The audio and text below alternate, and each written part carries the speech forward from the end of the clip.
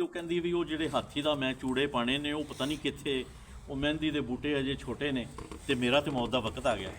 लिखदा कि जिसने हत्थां मेरियां ते रंग जमाना,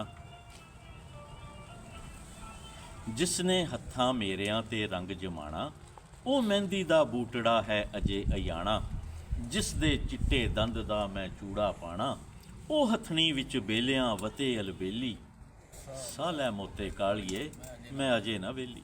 ਵਾਹ ਵਾਹ ਵਾਹ ਵਾਹ। ਅਜੇ ਨਾ ਆਪਣੇ ਵੀਰ ਦੀ ਮੈਂ ਘੋੜੀ ਗਾਈ, ਜੋਂ ਚਰਵਾਈ ਲਈ ਨਾ ਨਾ ਵਾਗ ਫੜਾਈ, ਅਜੇ ਨਾ ਭਾਬੀ ਆਪਣੀ ਨੂੰ ਮੈਂ ਝਾਤ ਬੁਲਾਈ, ਹਾਏ ਹਾਏ ਹਾਏ। ਨਾ ਮੈਂ ਪੀਂਘਾਂ ਝੂਟੀਆਂ ਨਾ ਸਾਵੇਂ ਖੇਲੀ, ਵਾਹ ਵਾਹ ਵਾਹ। ਸਾਹ ਲੈ ਮੋਤੇ ਕਾਲੀਏ मैं अजे ना वेली।